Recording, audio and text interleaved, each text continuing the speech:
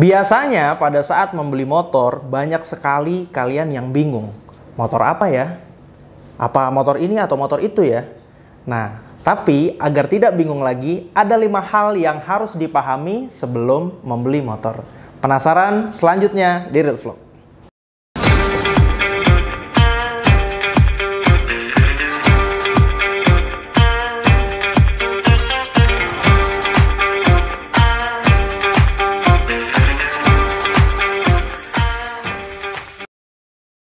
Yang pertama, pastikan motor yang kalian beli itu kegunaannya untuk apa?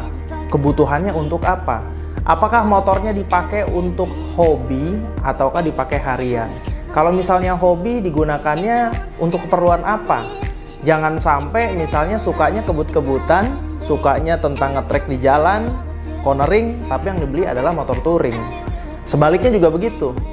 Sukanya touring, jalan-jalan jauh, tapi dipakainya motor sport. Jadi kan kebalik ya.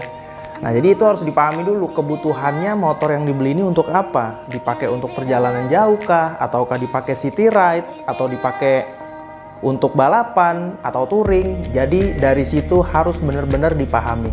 Insya Allah kalau misalnya sudah dipahami, pasti akan lebih fokus lagi motor apa nih yang kira-kira akan dibeli. Yang kedua adalah pastikan aktivitasnya ini pada saat membeli motor ini digunakan untuk apa. Tadi udah dijelaskan kategorinya, apakah dipakai touring ataukah dipakai harian. Oke, kalau misalnya dipakai harian, ini perjalanannya jauh atau pendek. Misalnya dipakainya untuk perjalanan berapa kilometer atau cuman harian. Nah, nanti dari situ kan tahu. Karena ada juga motor daily, tapi kalau misalnya dipakai jauh nggak nyaman. Ada juga motor yang dipakainya nyamannya hanya untuk jalan jauh aja. Jarak pendek itu nggak nyaman.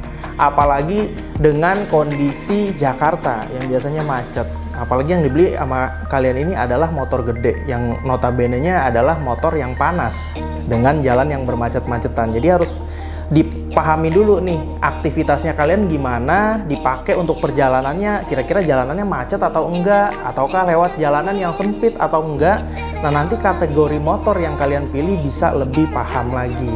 Nah, jadi pahami untuk apa kebutuhannya, apakah hobi atau harian, dan juga pahami aktivitasnya, jalan mana yang sering kalian lewati atau kalian tempuh. Jadi bisa tahu nih kira-kira motor apa yang pas ya.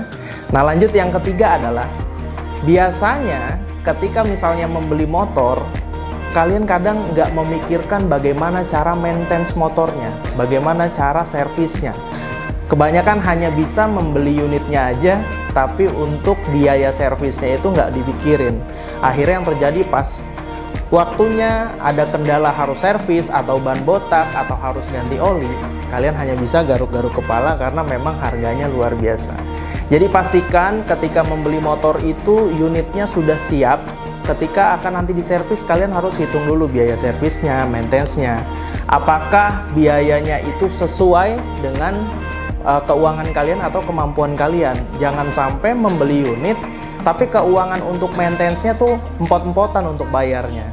Nah, jadi pastikan membeli motornya happy. Jadi mengeluarkan uangnya juga kalau misalnya hobi juga kalian happy. Insya Allah bisa lebih semangat lagi dalam membeli unitnya. Jadi lanjut yang keempat adalah di fitting.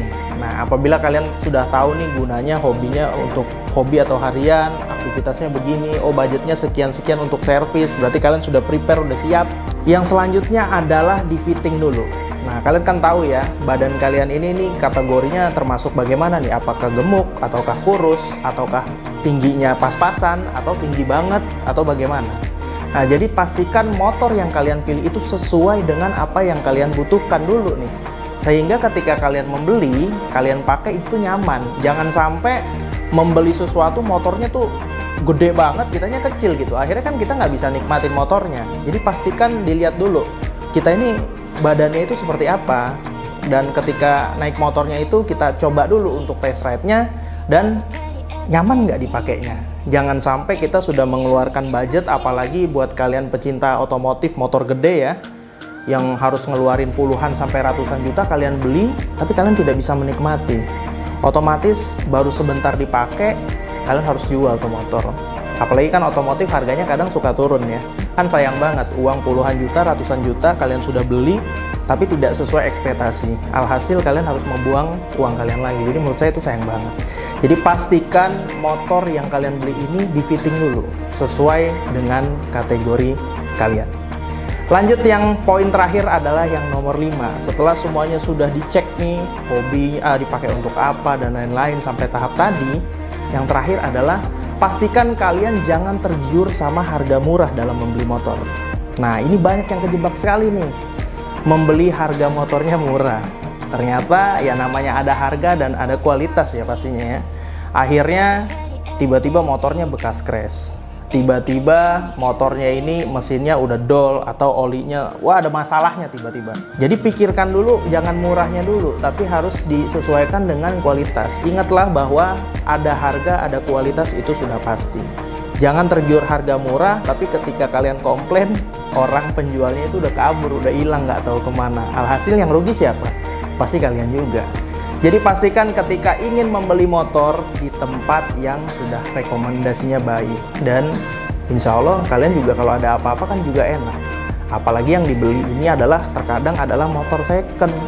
Jadi pastikan tempat kalian membeli unit ini adalah tempat yang terpercaya, sudah ada rekomendasi dari teman-teman kalian, dan kalian benar-benar bisa menikmati motor yang kalian beli ini. Oke, itu aja paling 5 tips dari Reels vlog kali ini. Semoga bermanfaat dan jangan lupa share dan terus nonton di Reels Moto yang pastinya best price and best quality. Dan see you guys.